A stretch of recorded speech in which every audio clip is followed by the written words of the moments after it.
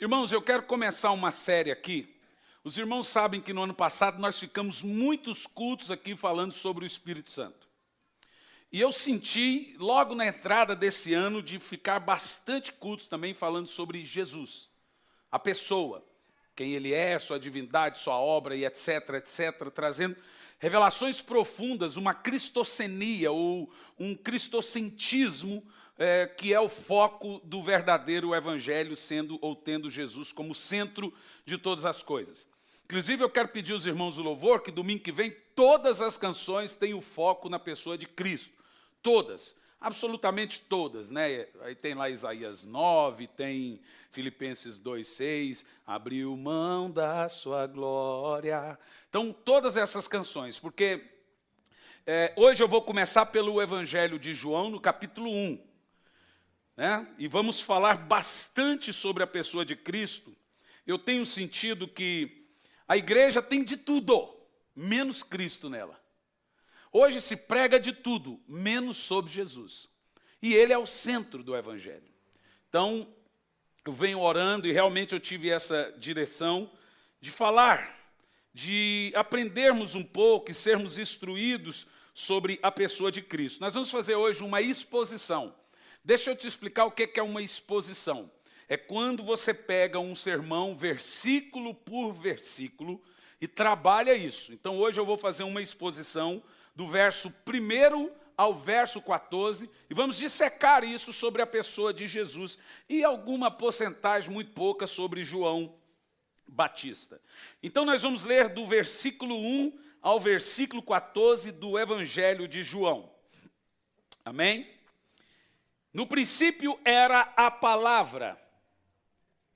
Em algumas Bíblias, principalmente Ferreira de Almeida, está o verbo. E a palavra era Deus. Ele, a palavra, estava no princípio com Deus. Todas as coisas foram feitas através dele. E sem ele, nada do que existe teria sido feito. Nele estava a vida, e a vida era a luz dos homens. A luz resplandece nas trevas, mas as trevas não o venceram. Houve um homem enviado de Deus, cujo nome era João. Ele veio como testemunha para que testificasse a respeito da luz, a fim de todos virem a crer por intermédio dele. João não era a luz, mas foi enviado para testemunhar a luz. A palavra é a luz verdadeira, que vindo ao mundo ilumina toda a raça humana. Aquele que é a palavra estava no mundo, e o mundo foi feito por ele, mas o mundo não o reconheceu. Ele veio para o que era seu, mas os seus não o receberam. Mas a todos quantos o receberam, deu-lhes o direito de se tornarem filhos de Deus, a saber, ou seja, aos que creem no seu nome, os quais não nasceram do sangue, nem da vontade da carne, nem da vontade do homem, mas de Deus. E a palavra se fez carne e habitou entre nós. E vimos a sua glória como a do unigênito do Pai, cheio de graça e de verdade. Senhor, fale conosco, que não seja eu quem fale, mas que seja o teu Espírito, falando aos nossos corações, nos instruindo, nos ensinando. Pregue, meu Pai, pregue para a sua igreja, pregue para o seu povo, em nome de Jesus. Amém. Irmãos queridos, o Evangelho segundo João, o qual nós vimos aqui, foi o último evangelho a ser escrito. Deixe-me te dizer, apesar do Evangelho começar falando de Jesus e de João Batista, quando eu me refiro ao Evangelho segundo João, não estou falando segundo João Batista. É o Evangelho segundo João discípulo, João apóstolo, não profeta João. Tem muita gente que ainda faz essa confusão. João, o evangelista, João, aquele que escreveu a carta e também escreveu 1ª, 2ª e 3ª de João e também escreveu o livro do Apocalipse, que é o mesmo, ele foi um dos últimos discípulos que aderiu ao ministério de Jesus. Ele era discípulo de João Batista. Ele não acreditava muito no ministério de Jesus, assim como Tiago e Judas. Judas e Tiago, irmão de Jesus, foram os dos últimos a aderirem o chamado de Jesus. Tanto Tiago como Judas, que eram irmãos na carne de Jesus. João fazia parte da turminha que demorou a entender por que João Batista saiu de cena para que Jesus entrasse de cena. Então, esse evangelho foi um dos últimos evangelhos a ser escrito. E pelo que parece, João ele tinha um propósito definido ao escrever esse evangelho. No momento em que a divindade de Jesus estava sendo completamente questionada, e os falsos mestres da época estavam atacando ferozmente a divindade, a natureza de Jesus, João vem para defender essa verdade. E João vem deixar claro aqui nessas linhas escritas que Jesus ele é o próprio Deus que se fez carne. E todo aquele que nele crê tem a vida eterna. Esse é o propósito do livro. E em cima disso o evangelista ele faz uma seleção para provar essa verdade. São inicialmente 7 afirmações de quem Jesus é e ele sendo o chamado grande eu sou. As 7 afirmações do grande eu sou. Eu sou o pão da vida. Eu sou a luz do mundo. Eu dou a pausa porque eu sei que tem gente anotando. Eu sou o bom pastor. Eu sou a porta das ovelhas, eu sou a ressurreição e a vida, eu sou o caminho, a verdade e a vida, eu sou a videira verdadeira. São os 7 eu sou que encontra nesse evangelho. João ainda seleciona 7 provas, 7 milagres realizados por Jesus para dar prova exatamente que Jesus é quem ele disse ser, ou seja, Deus. Primeiro milagre, ele transforma a água em vinho, ele cura o servo do oficial romano, ele cura o paralítico de Betesda, ele multiplica pães e peixes, ele anda sobre as águas, ele cura o cego de nascença, e ele ressuscita Lázaro. Como você percebe, o evangelho de João, ele sintetiza 7 eu sou, codinome a Cristo, 7 milagres para dar veracidade ao que ele quer abordar. Então, João abre o seu evangelho, aqui a sua escrita, totalmente diferente dos outros 3 evangelhos da Bíblia do início do Novo Testamento. E a introdução de seu registro é toda a vestidura, o que os teólogos chamam de escopo de todo o livro, que se você entender o capítulo 1, você vai entender do que se trata todo o evangelho de João. E aqui nós vamos destacar algumas verdades no nosso ensino. Primeira verdade, nós vamos falar sobre os atributos do verbo. Em primeiro lugar, o verbo. Quando eu falo verbo, eu me refiro à palavra, como aqui mencionada. No versículo 1, o verbo, a palavra, é eterna. Observe o texto aqui, no princípio era a palavra. Agora, olhem o tempo do verbo. Como você vai perceber aqui, o tempo do verbo está no pretérito imperfeito. Isso significa que no princípio não significa que no princípio foi o verbo, ou no princípio foi a palavra. Quer dizer que no princípio era. Isso significa que ele sempre foi quem ele disse ser. Quando você lê no princípio era o verbo, você deve entender que o que João está fazendo é destruindo a ideia de que Jesus foi a primeira criação de Deus.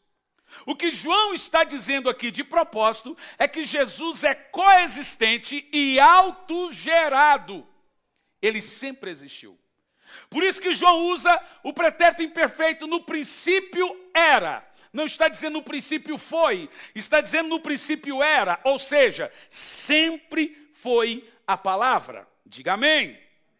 O que isso significa? Significa que tudo teve um começo. O universo teve um começo. Os planetas teve um começo, a Terra teve um começo, mas Jesus não teve um começo. Ele já existia, ele é a palavra de Deus, o Senhor já existia.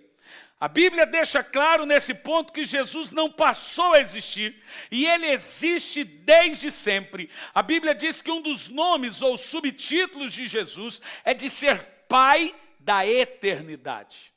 Alguém que é eterno não pode ser gerado. Se ele for gerado, ele deixa de ser eterno. Então a ideia que foi difundida na época é que Jesus era a primeira criação de Deus. Por incrível que pareça, ainda essa semana eu tive 2 embates severos com 2, não vou dizer crente, porque eu não considero Testemunho de Jeová igreja, é considerado pelos apologistas como seita. Um deles confrontou a mim diante da igreja. Eu estava pregando, ele se levantou e começou a bater boca, dizendo que eu não podia afirmar que Jesus era Deus. Jesus era um Deus menor, um Deus inferior. E veja que essa é a ideia que sempre foi difundida na época apostólica e que os apóstolos vieram justamente para destruir esse conceito herético de que Jesus é um Deus. Esse texto lido aqui, se você pega a Bíblia do Testemunho de Jeová, vai estar escrito... Que medo, meu Deus. Vai estar escrito assim: no princípio era o Verbo e o Verbo era um Deus. Agora veja, aqui não diz que o Verbo era um Deus. Aqui diz que o Verbo era Deus. E nós podemos afirmar, de acordo com esse texto, que Jesus é completamente Deus. Em segundo lugar, agora na parte B do versículo, o Verbo é igual ao Pai, porque procede do Pai e é coexistente do Pai. Você entende o que eu estou falando? Quem está entendendo, diga amém. Preste atenção no texto. O Verbo estava com Deus. Percebeu?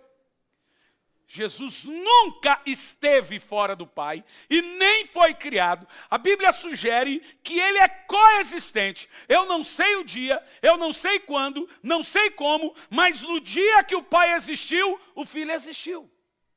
Você entende isso? Isso que ensina, é isso que nós aprendemos, a coexistência. Se o Pai é existente em si mesmo, o Filho também é. No dia em que o Pai existiu, o Filho existiu. Esse é o coração do que nós chamamos de teologia. Perceba que o verbo aqui, ele esteve, ele estava, nos ensina que Jesus sempre esteve com Deus. Ou seja, o Cristo, que é o ungido, que é o enviado, ele é existente de si mesmo. Diga amém. Agora, prossegue. No próximo verso, no princípio era o Verbo, e agora diz assim: ele estava com Deus no princípio. Diga amém. E agora prossegue, vai lá no próximo verso. Todas as coisas foram feitas por intermédio dele, e sem ele nada do que foi feito se fez. Mas volta lá no versículo primeiro ainda, porque depois que nós lemos que o Verbo estava com Deus, você lê embaixo que o Verbo era Deus. Percebeu? Diga amém. Ele não foi Deus. Ele não um dia foi Deus. Ele sempre foi Deus. Isso é poderoso. Isso é importante.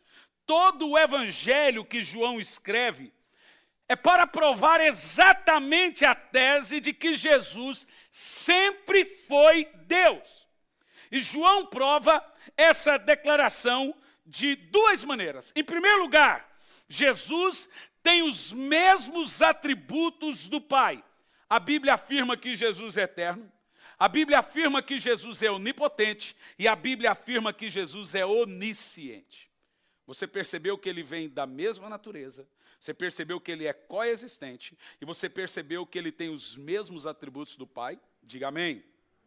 Ou seja, Jesus reúne em si todos os atributos que existe no Pai, existe também no Filho. Por favor, Colossenses capítulo 2, no versículo 9, e você vai perceber que em Jesus reúne todos os atributos do que a Bíblia chama de divindade. Tudo que está reunido no Pai também está reunido no Filho. O texto diz: pois em Cristo, diga amém, em Cristo habita corporalmente. Veja, queridos, isso é importante mencionar. O texto diz que em Cristo habita corporalmente, é no corpo dele. Agora observe como esse texto é poderoso. Em Cristo habita corporalmente toda a plenitude da divindade. Sabe o que isso significa? Que todos os atributos de Deus também se encontram no Filho. Todos os atributos do Pai também se encontram no Filho. Isso nos ensina que Jesus não é inferior ao Pai e também não é superior ao Pai. Em Filipenses capítulo 2, por gentileza, a partir do versículo 6, preste atenção nesse texto. Filipenses 2, versículo 6. Que embora sendo Deus, como é que está aí? Embora sendo Deus, não considerou que o ser igual a Deus era algo que deveria apegar-se. Preste atenção. Você sabe que o testemunho de Jeová aqui, às vezes até falta instrução, ele pega aquela parte, embora sendo Deus, não usupor de ser igual a Deus. Ele, sabe o que ele está dizendo?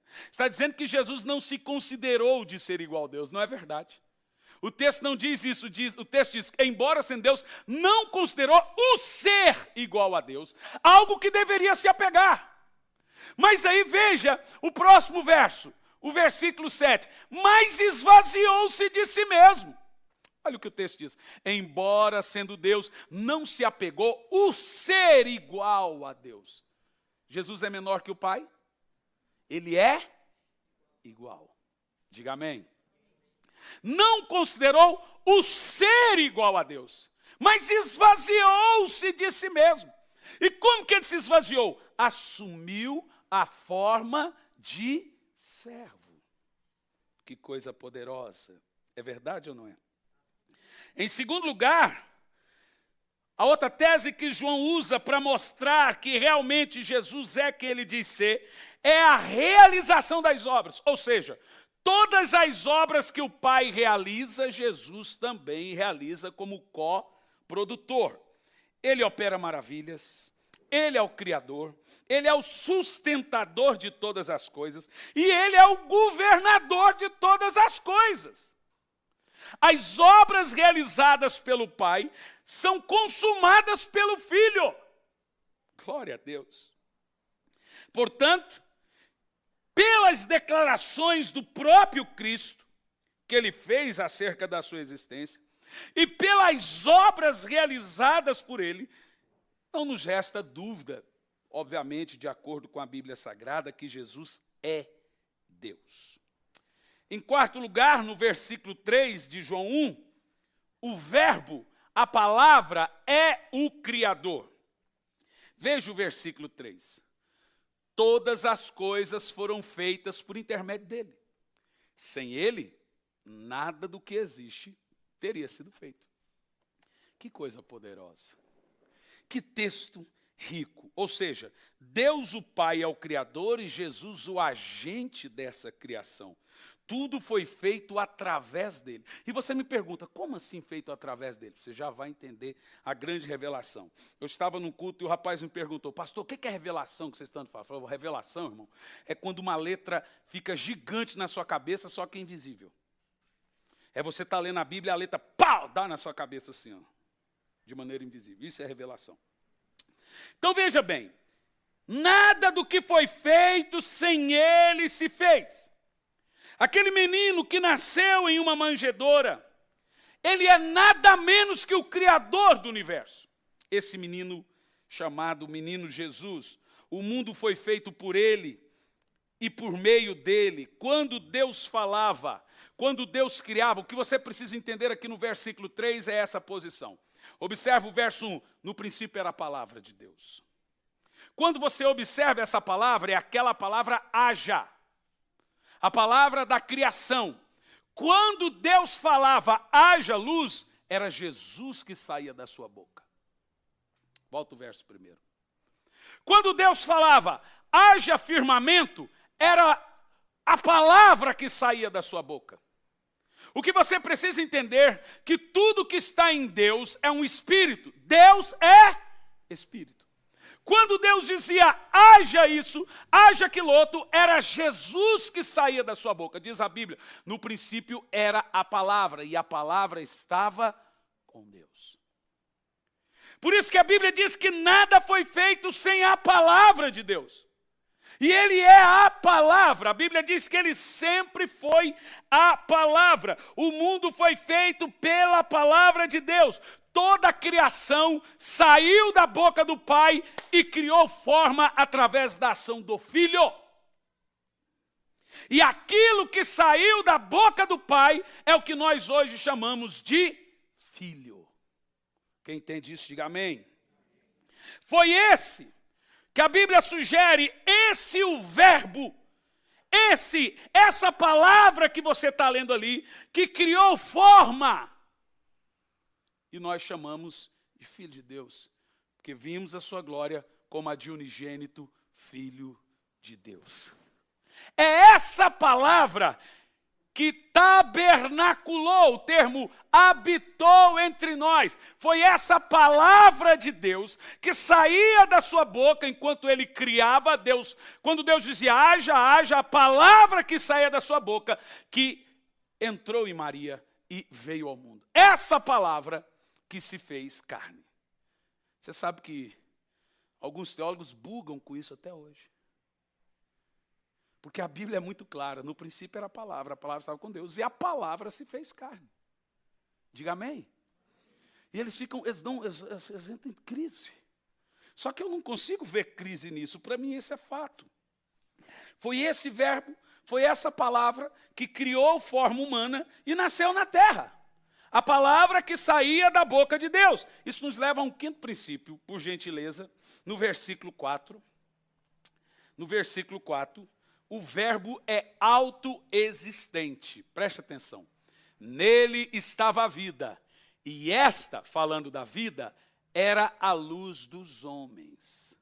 Que texto poderoso sobre Jesus. Isso significa, todos os seres que existem, sejam anjos, sejam animais, sejam homens, têm uma vida. E veja que nós temos dois termos para a palavra vida. Nós temos bio e temos zoe. Bio é a vida que te faz viver, o sopro da vida. Zoe é a vida espiritual de Deus. Quando a Bíblia diz aqui que nele estava a vida, a palavra que você encontra ali não é bio da vida humana, é zoe, é a vida de Deus. Em Jesus estava o quê? A vida de Deus. E é essa vida de Deus que dava vida a todos os seres que existem no universo. Anjos, homens, animais, etc. Tudo que tem vida foi produzido, foi causado pelo zoe de Cristo. Todos os seres existentes receberam vida e essa vida saiu do verbo. Nenhum desses seres criados tem vida em si mesmo.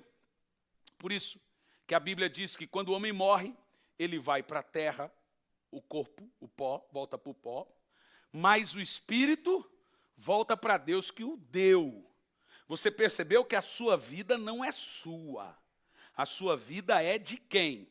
Ela é de Deus. Por isso que você percebe que Deus é o único que pode dar e tirar a vida. É dele a vida. Diga amém. No entanto, nós perdemos a vida porque ninguém tem vida em si mesmo. Por isso que ninguém vai conseguir fazer clonagem. Eles já têm máquinas de criar por impressão 3D, carro e etc, mas ninguém pode criar um homem a partir de uma impressão, porque precisa do bio, do zoe, que é a vida de Deus no homem. Por isso que nós aprendemos com isso. Todos os seres criados não têm vida em si mesmo, mas a Bíblia diz que Jesus Cristo tem vida em si mesmo. Você percebeu? Ninguém deu vida a ele. Não pense você que o Pai deu vida para o Cristo. O Pai deu vida para o Filho. Para o Filho gerado, por Jesus. O que você precisa entender sobre Jesus, eu vou me antecipar a outros fundamentos mais no futuro, que Jesus é o título. Desculpa, Jesus é o nome, Cristo é o título. Jesus é o nome dado ao Cristo que encarnou. Jesus não passou a existir em Maria. Ele sempre existiu. Ele se encarnou em Maria. Percebe o que eu estou dizendo? É o que você deve entender aqui nessa noite. Ele sempre existiu. Ele é coexistente. No dia que Deus existe, Jesus existe. Diga amém. Não pense que o pai um dia falou assim, eu vou fazer o filho. Agora Jesus é a primeira criação. Essa é uma heresia que já foi destruída pelos pais da igreja. Nunca põe isso na sua cabeça. É uma heresia terrível. Quem crê nisso, olha irmão, esse é um dos pilares para você saber que você está salvo. Crê que Jesus é Deus plenamente. Ele não é um ser criado, gerado. Ele sempre foi Deus. Diga amém. Então, sobre Jesus, a Bíblia diz que ele é existente em si mesmo. Jesus não foi criado, ninguém deu vida a ele. Ele é a vida. Temos ali um artigo definido. Ele não tem a vida. Como assim? Eu vou te dar a vida e você dá para alguém? Não, ele é a vida. Diga amém. Todos os anjos saíram de Jesus. Todos os animais saíram de Jesus. Todos os homens saíram de Jesus. Olha, eu amo estudar sobre Deus. E quando eu falo Deus, eu falo de Pai, Filho e Espírito Santo. Falo da essência completa de Deus. Diga amém. Em segundo lugar, as atitudes em relação à palavra ou em relação ao verbo. Agora vamos ler do versículo 6 ao versículo 9, para ver as atitudes em relação ao verbo. Diz assim, houve um homem enviado de Deus, cujo nome era João. Agora falando do profeta, amém? João Batista, não do que escreveu a carta. O que escreveu a carta está falando sobre o profeta João. Houve um homem enviado de Deus, cujo nome era João. Ele veio como testemunha para que testificasse a respeito da luz, a fim de todos vierem a crer por intermédio dele. Agora observe o verso 8, que é muito importante. João não era a luz. Fala bem alto. Mais alto. Eu quero aqui dizer uma palavra profética e agora uma palavra do Espírito. Eu sei que isso vai para a internet e sempre cria proporções astronômicas. Eu quero dizer para a Genoduque, Valdomiro Santiago, etc, etc. Você não é a luz. Eu quero dizer para a maioria desses cantores que se acham importantes, que fazem 1001 exigências, vocês não são a luz. Essa é a relação que devemos ter em relação a Cristo. Sair de cena. A Bíblia diz que João Batista sai de cena. E ele diz, convém que ele cresça e que eu diminua. Qualquer pregador, qualquer ensinador, qualquer cantor que roubar o centralismo de Cristo é idolatria. A Bíblia diz que João não se considerava sequer digno de desatar as suas sandálias. As pessoas queriam proclamar João como Messias. Olha, veio o Messias. João falou assim, Deus o livre, vocês estão loucos. João falou, cruz credo. Ave Maria. Vocês estão loucos. Vocês piraram. Vocês querem que eu morra antes da... Rapaz, se você me conclamar, Messias, eu caio duro aqui agora. Porque Deus não reparte a sua glória com ninguém. João dizia, eu vim, gente, eu não sou digno nem de desantar. Depois de mim, João, olha o que João fala, vem outro maior do que eu. Eu peguei um livro na minha mão, de Joel Osteen, um outro, Valdomiro Santiago dos Estados Unidos. Claro, com um pedigree. Joel Osteen pegou um livro e ele escreveu assim, eu. Gente, o livro é best-seller, eu. Acho que faltou coragem para ele colocar eu sou. Aí perguntaram, ele fala de amor, ele fala de tudo, dá conselhos, um livro dessa grossura. Aí a Oprah, entrevistando Joel Osteen, perguntou assim, por que você não fala de Deus no livro? Eu estou falando pastor de uma das maiores igrejas do mundo, Lakewood Church. Por que você não fala de Deus? Eu falei assim, porque eu quero. Porque eu quero é que o povo veja em mim um bom exemplo. Vai para o inferno, rapaz. Rapaz, eu nunca vi coisa boa acontecer com gente, coisa ruim acontecer com gente boa. Pastor, eu já vi, nunca. Eu nunca vi coisa ruim acontecer com gente boa. A única coisa ruim que aconteceu com uma pessoa boa foi lá na cruz. Falei, pastor, isso não pode falar? Não, não posso não, não tem ninguém bom. Foi Jesus que disse, só tem um bom. Só um bom. Não tem ninguém que possa ser exemplo. Não tem ninguém que possa ser testemunho. Sabe, vocês estão me conhecendo aqui agora, essa igreja é nova. Mas eu vou falar uma coisa para vocês que eu já falei em Campo Largo e eu acho que alguns não entenderam ainda. Um dia eu vou decepcionar você. E o que você vai fazer com isso? Pergunto para o Toninho aqui quantos tocos ele já levou de mim. Mas ele aprendeu, ele me ama porque me ama. Você vai viver trocando de igreja quando você descobrir que as pessoas que você admira têm as suas falhas? Irmão, não pense que as pessoas têm pecados piores que os seus, porque elas cometem pecados diferentes dos seus. É muito fácil falar que Valdomiro Santiago é falso profeta. Da escala de 1 a 10, ele está em 10,5. É fácil falar que a Genotruque é falso profeta. Da escala de 1 a 10, ele está em 15.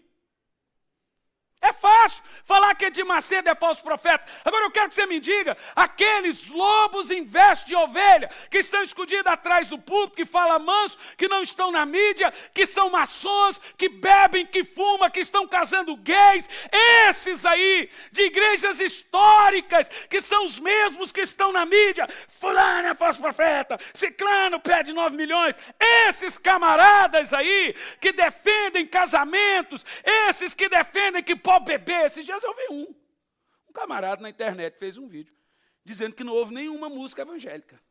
Ele só gosta de música secular. Ele falou Phil Collins, B.B. King. Eu tenho um gosto apurado, diga-se de passagem. É um bom gosto, diga-se de passagem. Agora, você percebe? É muito fácil. Você sabe, quando Jesus fala sobre não julgar, ele não está falando que é errado você julgar alguém. Ele está falando que primeiro você deve tirar a trave do seu olho para depois julgar alguém. Jesus está falando você ter 2 pesos e 2 medidas. Você ser muito duro com o pecado do outro e muito condescendente com o seu pecado. Ele está condenando o pecado da hipocrisia. Hoje, falei com um querido. Não, porque fulano, falso profeta. Beltrano, falso profeta. Querido, mas esse aí que está falando que esse é falso profeta, porque diz que, eu vi assim, porque vendem disco nas igrejas. O que está falando contra os que vendem disco, tem 15 livros escritos e vende um monte de livro. O que vai lá e fala que os Gideões é um verdadeiro mercado gospel, eu fui em conferência de igrejas reformadas, que é uma verdadeira feira de livro e caríssima, em Águas de Lindóia. Tem algum erro disso? Eu acho que não, é uma editora que promove. Agora, os mesmos que condenam são os que fazem o mesmo. Irmãos, nós estamos tendo desvios em todos os segmentos da igreja. Nos neopentecostais, nos pentecostais e nos tradicionais. Mas ainda há 7 mil que não se dobraram.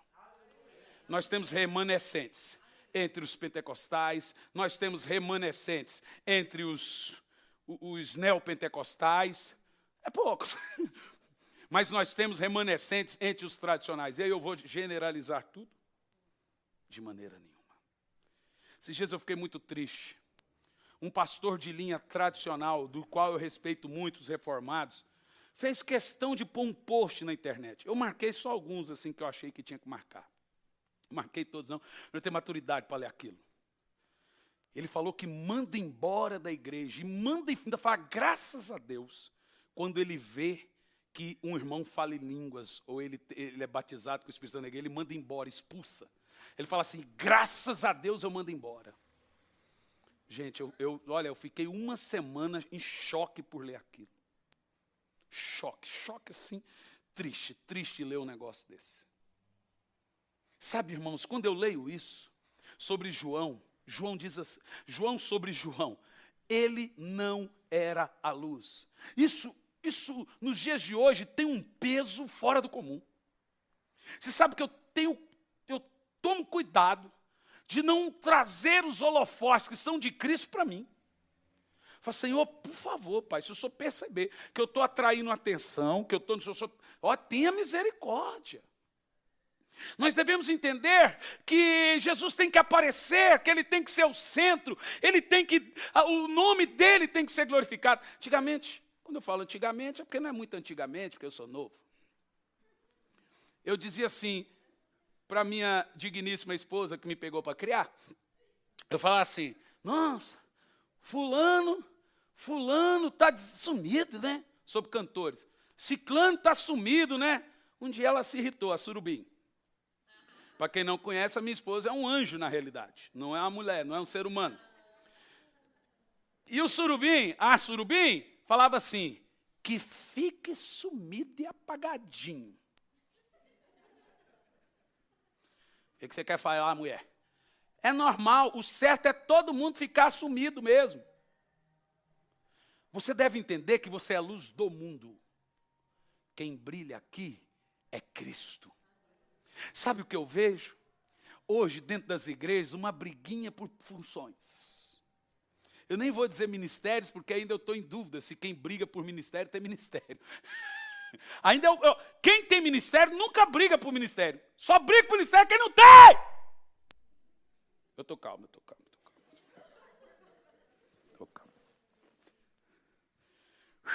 Entendeu? E aí você fica vendo que isso aqui, irmãos, esse fundamento é muito importante. Ele não era a luz. Ele veio para falar da luz, para testemunhar sobre a luz, para revelar a luz, para desatar as sandálias da luz, para mostrar o Messias. Aí você vê que João Batista sai de cena. Meu querido Elton, sei que essa barbinha aí, de qualquer coisa, faltando uma bucha para limpar esse rosto. Você vê como que isso que eu estou falando é de uma importância muito grande e totalmente atual? Porque eu sabe o que eu vejo hoje? Do advento do YouTube, eu não sei o que vai virar ainda esse YouTube ainda, acho que vai ser uma desgraça ainda. Do advento do Facebook, para cá, não existe mais gente anônimo. Todo mundo tem seu palquinho. No mínimo, mais 150 curtidas você recebe. Você percebe que realmente as pessoas, elas têm um certo destaque hoje. Mas esse dia eu curti até coisa do Pedro. Irmão, olha onde o mundo foi parar. Um Pedro colocou não sei o que, daquela porcaria daquele tinquetorce. Eu só dei risada, falei, isso vai causar. Não causou não, porque eu não sei se o Pedro deletou antes que causar. Está lá, então vou fazer causar amanhã. Você começa a perceber que cada um quer ter a sua atenção. Meus queridos irmãos, mas no Evangelho não existe isso. Nós devemos ter o espírito que João Batista teve. É tudo sobre Jesus, para que o Cordeiro receba a recompensa do seu sacrifício. Eu lhes pergunto, a sua vida tem feito o Cordeiro receber a recompensa do sacrifício dele? Você sabe que essa pergunta é séria. O Cordeiro tem recebido a recompensa do seu sacrifício com o nosso jeito de conduzir o nosso ministério, o jeito de conduzir o nosso talento, o jeito de conduzir e etc, etc, etc. Eu me preocupo com isso. E toda vez que eu leio, principalmente essa exposição aqui, ela é chocante. Ele não era a luz, ele veio para revelar a luz. Ele não toma a glória para si. ele diz que ele cresça e que eu diminua. Essa é boa também, viu? Temos aqui, agora do verso de 10 a 11, a rejeição. Estamos dentro da reação ao verbo. A primeira reação é positiva, é a de João. Mas temos a reação do povo. João Batista tem uma reação positiva quanto à palavra. Mas e o povo? Versos de 10 a 11. Irmãos, aqui tem o que nós chamamos de revelação. Revelação é entendimento, né? Versos 10 e 11. Aquele que é a palavra estava no mundo, e o mundo foi feito através dele, mas o mundo não o reconheceu. Ele veio para o que era seu, mas os seus, agora isso aqui é de forma objetiva, não genérica, os seus, falando do povo de Israel, não o receberam. Isso aqui do versículo 10, põe lá, é de uma revelação e de um tesouro inigualável. Quando você pega esse texto do versículo 10, obviamente, ele veio e o mundo não o reconheceu, você deve estar falando, você pensa que é quando ele se fez carne, mas não é. Aqui está falando de sempre. Ele estava no mundo, mas o mundo não o reconheceu. Ele criou o mundo, ele fez o mundo, e ele sempre esteve no mundo, e o mundo nunca percebeu quem era Jesus.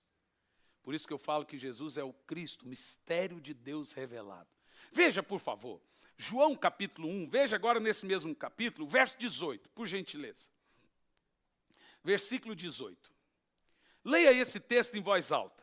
Ninguém jamais viu a Deus, mas o Deus unigênito que está junto do Pai o tornou conhecido. Epa, presta atenção.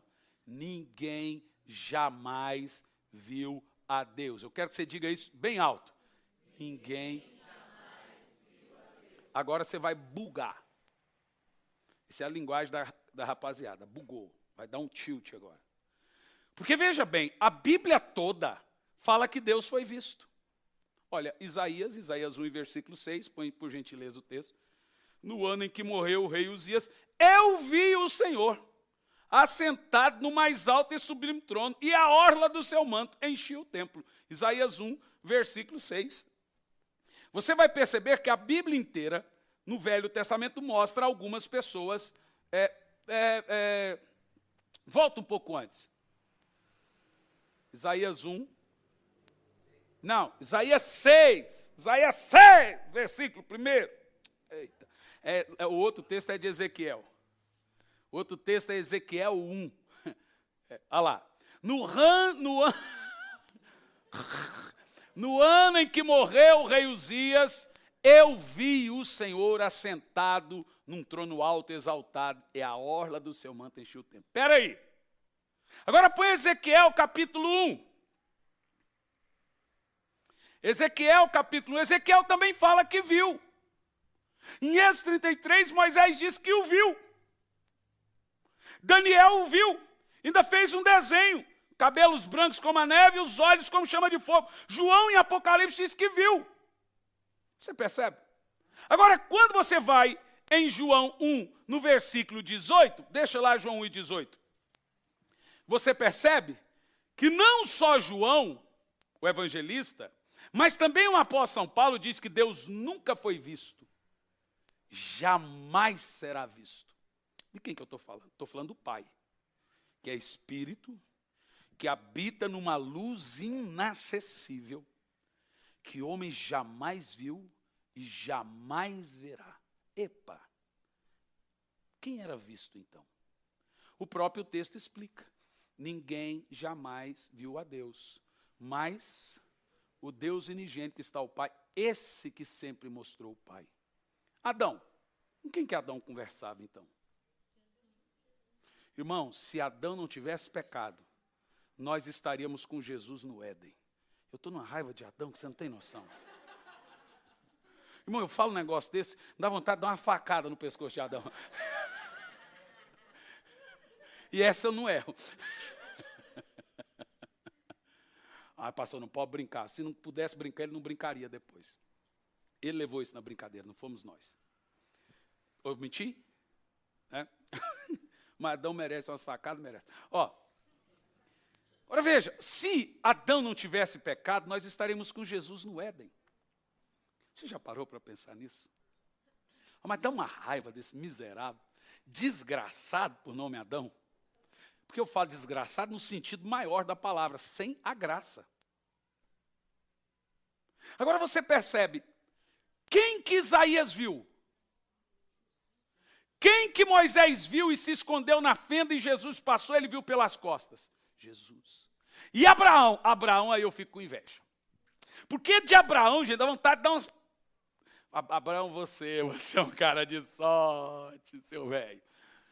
A Bíblia diz que Abraão estava trabalhando do lado da tenda e veio 3 homens, 2 anjos e Adorreno.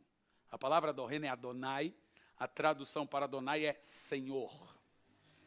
Então veio Adonai, com o rosto tapado. Abraão trabalhando, quando ele levanta a cabeça, ele vê 3 homens. A Bíblia diz que quando ele olha, ele se prostra ao do meio. Abraão fica tremendo, eu faria xixi na calça. Abraão fica tremendo. Quando ele percebe que é o Senhor, quando ele analisa e observa que ele é o Senhor, a Bíblia diz que ele grita para Sara, prepara a comida. Sara, prepara a pamonha. Arroz com piqui.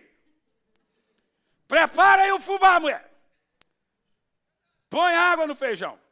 Porque o Senhor está na nossa casa. E Jesus, como é que Jesus estava ali? A Bíblia usa esse termo, o nome é teofania. É quando Deus cria uma forma e se esconde no corpo. Agora, Jesus sempre esteve no mundo e ele assumia formas. A forma de Jesus e Maria já é uma forma permanente. No Velho Testamento, ele assumia formas temporárias. Quem está entendendo esse mistério? Glória a Deus. Que coisa poderosa. Por favor, 1 de Paulo a Timóteo, capítulo 3, versículo 16. 1 de Paulo a Timóteo, capítulo 3, 16. Você vai entender o que eu estou falando agora. Fala que esse é um mistério fora do comum. Que esse é um mistério revelado. 1 de Paulo a Timóteo 3 e 16. Leia em voz alta, vai lá. Não há dúvida que grande é o mistério da piedade. Deus foi manifestado no corpo, justificado no Espírito, visto pelos anjos, pregado entre as nações, crido no mundo e recebido na glória. Explicou tudo sobre a trajetória de Jesus. Uau! Eu estou falando sobre o Criador, o sustentador do universo, o governador, que a Bíblia diz no versículo 10, sempre esteve no mundo, mas o mundo nunca o reconheceu. Você reconhece Jesus hoje? E você sabe como que você reconhece Jesus? Esse mesmo João, no capítulo 17, fala como nós reconhecemos Jesus em nossos dias. João 17. Vamos ver lá. João 17, no versículo 13. Já voltamos ali. Como que reconhece Jesus hoje? Agora eu vou para ti, mas digo essas coisas enquanto estou no mundo, para que eles tenham plenitude da minha alegria. Jesus está falando para os discípulos. Verso 14. Dei-lhes a tua palavra, e o mundo os odiou, pois eles não são do mundo, como eu também não sou. Prossegue, 15. Não rogo que os tires do mundo, mas que os proteja do maligno. Verso 16. Eles não são do mundo, como eu também não sou. Jesus está orando ao Pai pelos discípulos. Verso 17. Santifica-os na verdade. A tua palavra é a verdade. Agora ele dá testemunho dele. Verso 18. Assim como me enviaste ao mundo, eu os enviei ao mundo. Jesus está orando ao Pai, intercedendo pelos discípulos. Verso 19. Em favor deles eu me santifico, para que eu também eles sejam santificados pela verdade. Próximo verso. Minha oração não é apenas por eles, rogo também por aqueles que creem em mim, por meio da mensagem deles. Agora Jesus já não vai orar mais pelos discípulos, vai orar por toda a igreja. Olha o que ele fala. Verso 21. Para que todos sejam um, Pai, como tu estás em mim e eu em ti, que eles também estejam em nós, para que o mundo creia que me enviastes. Sabe como que o mundo reconhece Jesus hoje? Quando você está em unidade com seu irmão em Cristo. Leia de novo. Sabe por que ninguém quer vir para as igrejas mais? Por causa dessas brigas ridículas entre tradicional e etc. na internet, quem está certo, quem está errado. Meu querido, olha, eu sinceramente, e tem gente que ainda fala assim, não, eu estou fazendo bem. Você não está fazendo bem. Jesus é o pastor da igreja. Ele não perdeu o controle dessa igreja. Não assume a posição dele. O texto deixa, para que o mundo saiba. Agora veja o verso 21. Verso 22, por favor. Dê-lhes a glória que me destes, para que eles sejam um, assim como nós somos um. Agora olha o verso 21. O mundo só vai crer que Jesus é o Senhor quando vê você em perfeita unidade com seu irmão em Cristo. Leia em voz alta o verso 21, todos vocês, vai lá.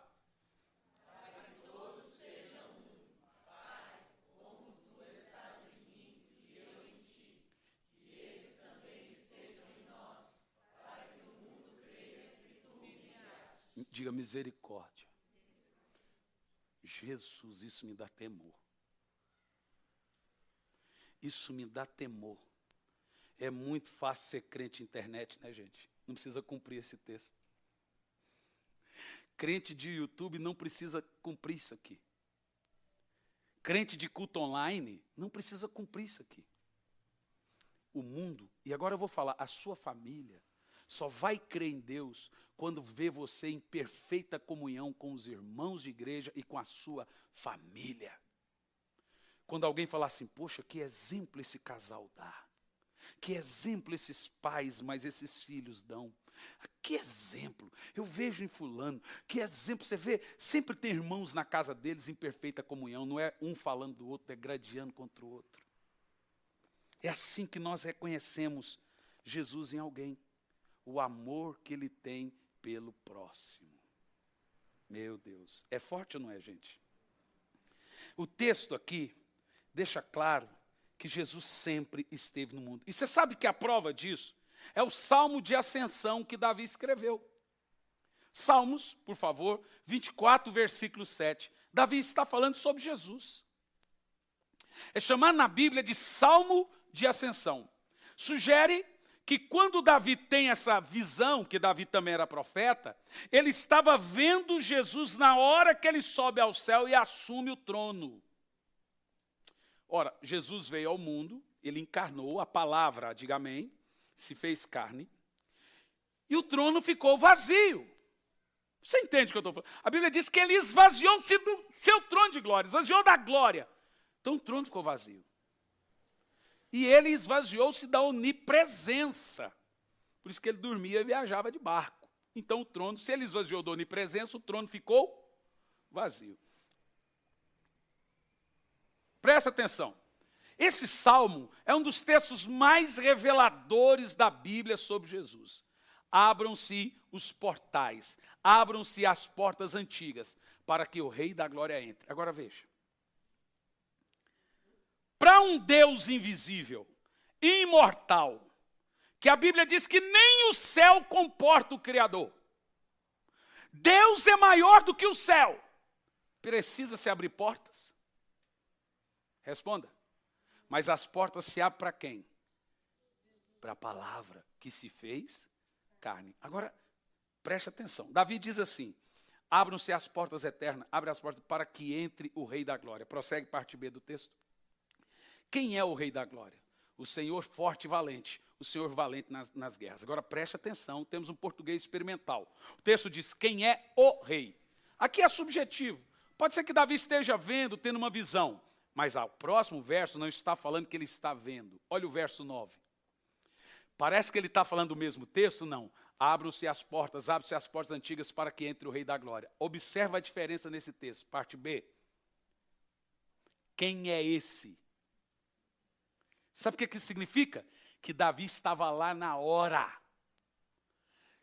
Davi estava na hora que Jesus... Uau! Deixe-me te explicar. Jesus morreu, ressuscitou, agora está no Monte das Oliveiras. A Bíblia diz que ele é levado aos céus por uma nuvem e ele chega no céu. Aquele Jesus humilhado, escarnecido, que não quiseram ele, que massacraram ele, agora ele chega no céu. Na hora que ele chega no céu, olha isso que Davi está falando, as portas se abrem. Quando as portas se abrem, os anjos estão prostrados. O texto sugere que Davi está vendo aquilo, por isso que ele fala, quem é esse? Porque era um mistério escondido. E agora aquele Jesus com a mão furada, com os cabelos glorificados, que tanto João, esse João em Apocalipse fala, e Daniel fala que seu cabelo é branco como a neve, ele começa a andar com toda a sua glória, com toda a sua magnitude em direção ao trono que há 33 anos estava vazio. Os anjos com saudade da majestade. E ele começa a caminhar. Agora nós estamos falando do rei do universo, do Criador. Não é mais o menininho da manjedoura. Não é mais aquele humilhado. É o rei de toda a terra. E ele se assenta e assume a sua glória. Uau! Por isso que Davi diz, quem é este? A visão de Davi é essa, assim, ó. Quem é esse? O rei da glória. Aí a Bíblia fala como que ele é chamado. Prossegue. O Senhor dos exércitos, ele é o rei da glória. Quem é o rei da glória? Sabe o que o apóstolo São Paulo fala? Se vocês soubessem quem vocês tinham matado, vocês não teriam matado o rei da glória. Ele é também chamado Senhor dos exércitos. Com quem que Jacó lutou? Ainda levou a Paulistinha ainda. Sai o manco. A Bíblia diz que Jacó lutou com Deus. E levou uma bicuda ainda para deixar de ser besta. Devia ter levado mais umas 3. Quem que estava com Daniel na cova?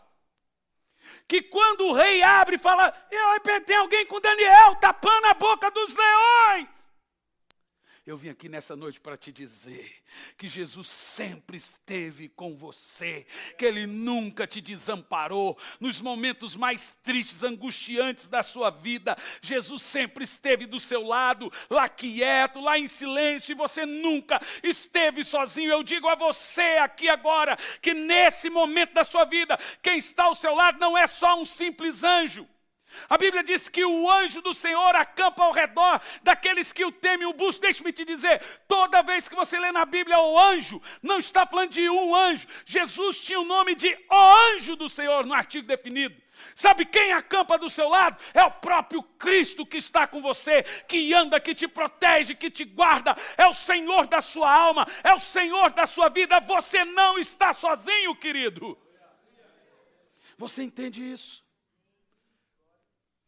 Você entende que Jesus sempre esteve com você? Sempre esteve com os seus? Volta, por favor. João 17. Esse texto que Jesus fala sobre os seus filhos e discípulos.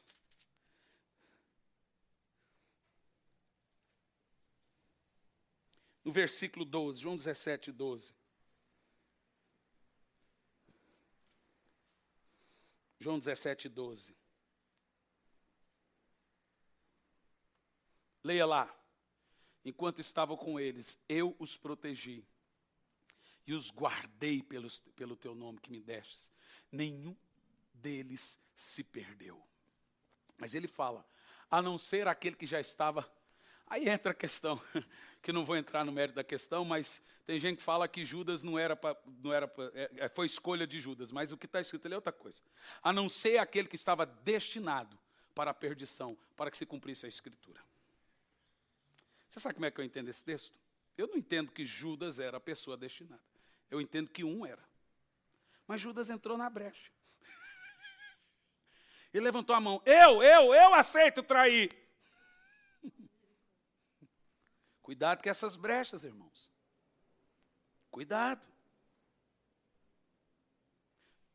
Sabe, é muito poderoso você entender que Jesus sempre esteve. E você sabe que João 14, no versículo 18, olha o que ele fala para nós. João 14 e 18. Irmãos, eu vou fazer uma série sequencial do Evangelho de João. Você vai chorar. É um dos evangelhos mais fortes da Bíblia. Vocês já assistiram o filme, a série A Bíblia, que é sobre o Evangelho de João? Eu vou dar tarefa de casa para vocês. Eu prego a série, eu prego a Bíblia e você depois assiste ela. Tem na Netflix. Vocês tudo tem Netflix aí, seus piratas. Vocês vão assistir lá. João 14, versículo 18, diz assim, ó: não os deixarei órfãos, voltarei para vocês. Agora presta atenção, esse texto não está falando da segunda vinda. Esse texto está falando do Espírito Santo. Porque Jesus continua conosco. Através de quem? Veja, por gentileza, Gálatas capítulo 4, versículo 6. Como que Jesus está com você agora? Por isso que ele fala, voltarei para vocês. Olha esse texto. Gálatas 4 e 6. Porque sois filhos, Deus enviou os vossos corações. Aleluia, Jesus está aqui agora. O Espírito de seu Filho. Oh, irmãos, que coisa poderosa. Jesus está conosco. Jesus está aqui agora. Aleluia. Você percebeu quem andou com Adão? Você percebeu? A Bíblia diz que depois que os 2 anjos foram para Sodoma e Gomorra, ficou Adonai do lado de Abraão. Quando Adonai saiu, ele deu aquela olhadinha bem sinistra para trás, assim, deu aquela piscadinha assim, para Abraão. Assim. A Bíblia diz que Abraão percebeu que quem falava com ele era Adonai. Ah, não, irmão, eu mijo na calça tudo. Você é besta, rapaz. Se Jesus aparecer assim, dessa piscadinha, eu morro. Alguém falou, pastor, qual seria a sua reação se Jesus aparecesse? Falei, leia em Apocalipse, que João caiu feito morto. Essa seria a minha reação. É impossível ter outra. Agora, você sabe o que eu vou te dizer? Nós aqui, diz a Bíblia que somos mais privilegiados do que esses todos. Jesus andou com eles e eles não reconheceram. E os discípulos do caminho de Emaús? Irmão, eu tenho vontade de dar uns cascudos naqueles discípulos. Jesus trocando ideia. Aí na época do pastor Cliff cantava uma música assim, ó. 2 discípulos no caminho de Emaús iam falando a respeito de Jesus. Um viajante dele se aproximou, não perceberam que era o meigo Salvador. Eles falavam a respeito de Jesus, varão profeta que foi poderoso em obras, os discípulos conversando, diante de Deus e todo o povo, aleluia, esse Jesus ainda hoje nos conduz. Poxa, Jesus, e Jesus, irmão, tem um senso de humor violento. Não é igual desses pregadores humoristas. Mas Jesus está ali abraçando. Pois é, né? Pois é. Então, e aí? Sobre Jesus? Jesus ouvindo aquilo, irmão. Ô, Jesus, para que fazer um negócio desse com a gente? Aí a Bíblia diz que Jesus abriu o entendimento e eles perceberam que era Jesus. Aí eles dizem, fica conosco, nosso amado e bom Jesus. Fica conosco pelo seu imenso amor, como os discípulos te seguiam no caminho de Emaús. Fica conosco, nosso amado e bom Jesus. Isso é de Joel e Jonas, da época do pastor Binho ali. E eu vou trazer Joel e Jonas para cantar umas musiquinhas aqui. Né? Amém? Não, vocês não gostavam, vou trazer o Missáter então. Cambada, eu vou pegar vocês, vocês vão ver o que é bom para tosse, viu? Vocês não vigiam, não. Em terceiro lugar, a aceitação agora da palavra.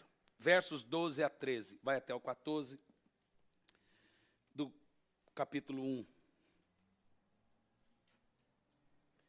Mas a todos os quantos o receberam, deu-lhes o direito de se tornarem filhos de Deus, a saber, só é filho de Deus quem crê no seu nome, os quais não nasceram do sangue, nem da vontade da carne, nem da vontade do homem, mas de Deus. Presta atenção. Esse texto destrói completamente a ideia do universalismo, que todo mundo é filho de Deus. Quando você observa o texto, deixa claro, todos quanto o receberam têm o direito de se tornarem filhos de Deus. Só é filho de Deus quem recebe o Filho de Deus. Você entendeu? Todo mundo no mundo tem direito de se tornar filho de Deus?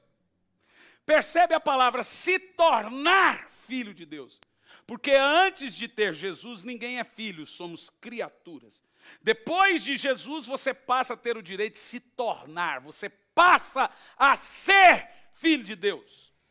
Então deixe-me falar uma coisa clara, isso serve para você dizer na sua célula, serve para você dizer para quem você está ganhando, não existe essa que todo mundo é filho de Deus. A todos os quanto receberam, deu-lhes o direito de se tornarem filhos de Deus. Diga amém. Diga, eu sou filho de Deus. Primeira coisa que destrói esse argumento de João, a fé é universal em sua essência. Então isso nós aprendemos que a fé não é para alguns, olha a palavra, todos. Quem pode se tornar filho de Deus? Todos que recebem o Filho de Deus. 1 de João 2:23, quem confessa o Filho, de igual modo tem o Pai. Quem nega o Filho, também não tem o Pai. Você percebe, meu querido Lilo, que o segredo da salvação está no Filho. Quem confessa o Filho tem o Pai. Então tem uns engraçadinhos que falam assim, você tem o Filho, eu tenho o Pai.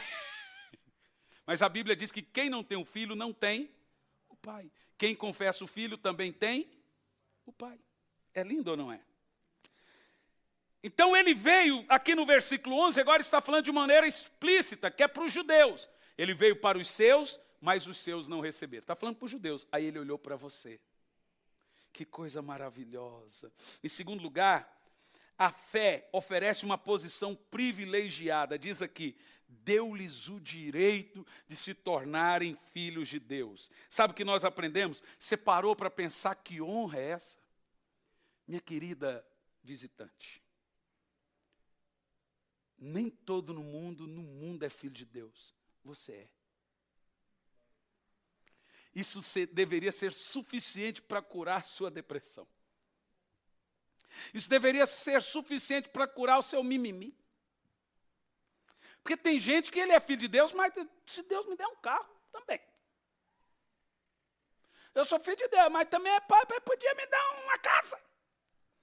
Eu sou filho de Deus, mas Deus pode fazer uma cura também.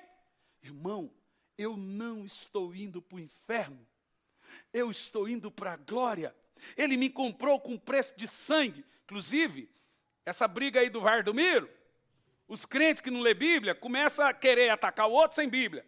Agora não é o sangue de Jesus que cura mais. Não, nem o de Jesus e nem o do Valdomiro. O sangue de Jesus não cura e nunca curou. 1 de João 1, versículo 7 diz, se andarmos na luz, como ele na luz está, temos comunhão uns com os outros, e o sangue de Jesus Cristo, seu Filho, nos purifica de todo pecado. O sangue de Jesus não tem nada a ver com o sangue de Jesus cura. Diz que ele purifica do pecado.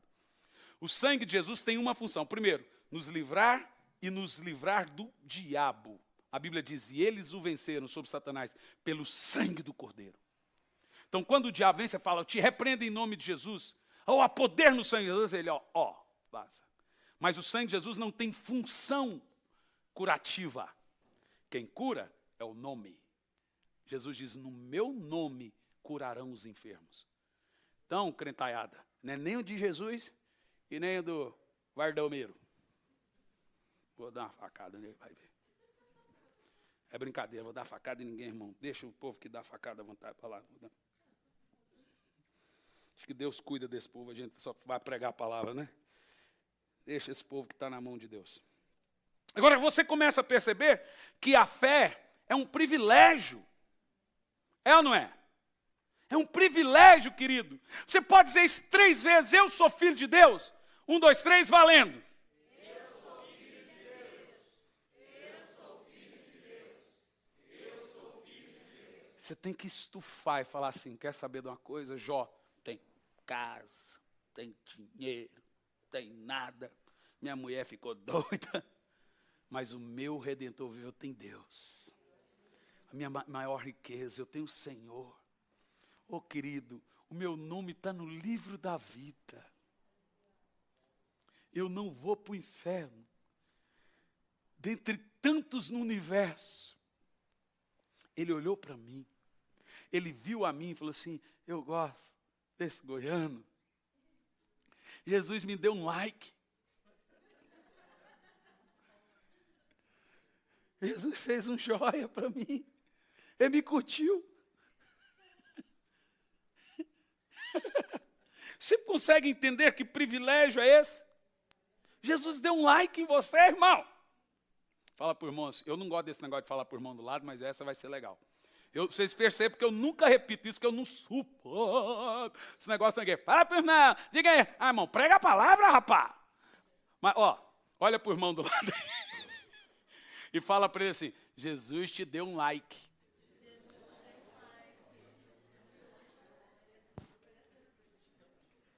Fala para ele, Jesus fez um joia para você. Dá um joia para o irmão. Fala, Jesus fez um joia para você. Eu sou privilegiado. Eu sou filho de Deus.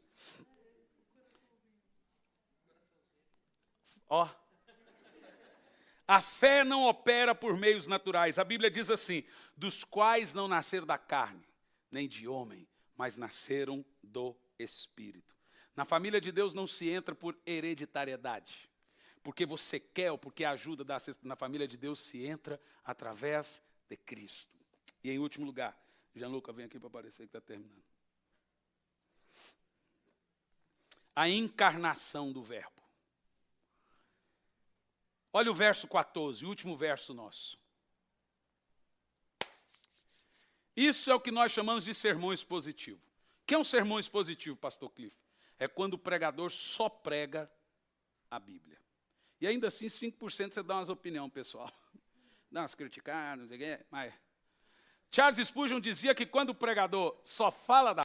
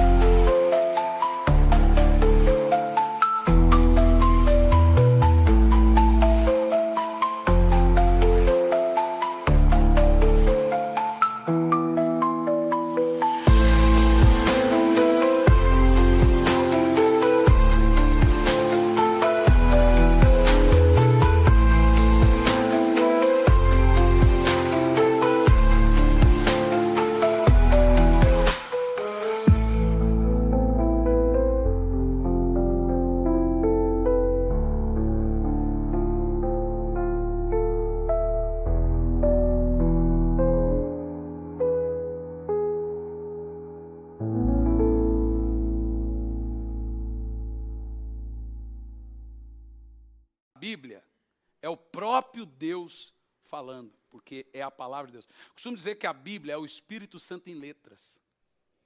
A Bíblia diz que ele é o Espírito da profecia. Então, olha o verso 14, diz assim, aquele que é a palavra tornou-se carne. Quem é que saía da boca de Deus quando criou tudo?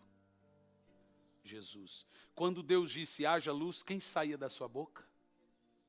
Quando Deus disse, haja firmamento, quem saía da sua boca? Nós somos feitos à imagem e semelhança de quem? A Bíblia diz, a imagem e semelhança de seu Filho os criou. Romanos 8, 29, nos tornarmos a imagem e semelhança de Jesus. Veja, nós já fomos a sua imagem, deixamos de ser com a queda, voltaremos a ser de novo. Que coisa poderosa. Ele se fez carne e vimos a sua glória. Glória como do unigênito vindo do Pai, cheio de graça e de verdade. Aqui nós aprendemos um princípio seguinte, o verbo, a palavra, assumiu natureza humana. Agora perceba, ele era Deus, e assume natureza humana. Mas ao assumir natureza humana, ele não deixa de ser Deus. Aqui está o segredo que buga a cabeça de todo mundo. Veja bem, quando a Bíblia diz que a mulher de Ló se tornou estátua de sal, ela deixa de ser mulher de Ló e passa a ser estátua de sal. Mas sobre Jesus, a Bíblia diz que quando ele se torna homem, ele não deixa de ser Deus, ele assume mais uma natureza. Ou seja, Jesus é o único que tem natureza humana e natureza divina. Ele é 100% Deus e 100% homem. Ele é completamente Deus e completamente homem. Ele é Deus sem ser homem e ele é homem sem ser Deus. Por isso que o escritor de Hebreus diz que nós não temos um sumo sacerdote que se compadeça de nós, o qual foi sujeito a todas as tentações, mas venceu todas. Jesus conhece a sua dor. Porque ele também, pastor, Jesus ainda é homem? É glorificado. Porque a Bíblia diz sobre Jesus hoje, Marquinhos, que há um mediador entre Deus e os homens. Jesus Cristo, homem, ele ainda está mediando. Então ele precisa, em estado glorificado, mediar a sua salvação. Por isso que ele ainda tem as duas naturezas. O nosso Deus sentiu e sente na pele o que nós sentimos. Por isso que ele compadece da sua dor. Ele compadece da sua angústia. Não pense você, poxa, como que Deus pode saber o que eu estou sentindo? Ele sabe. Porque ele foi homem, sentiu e passou por tudo. E ele está com você hoje. E ele tem as coisas certas na hora certa, agindo e trabalhando. E hoje, ainda hoje, eu quero que você entenda o que eu vou dizer. Jesus está trabalhando por você e com você, através do Espírito Santo. Ele te ajuda. Romanos 8, 26 diz que ele nos ajuda em nossas fraquezas. Meus queridos, você não pode se sentir só. Você não pode se sentir solitário. Jesus está com você. Eu quero que você fique em pé.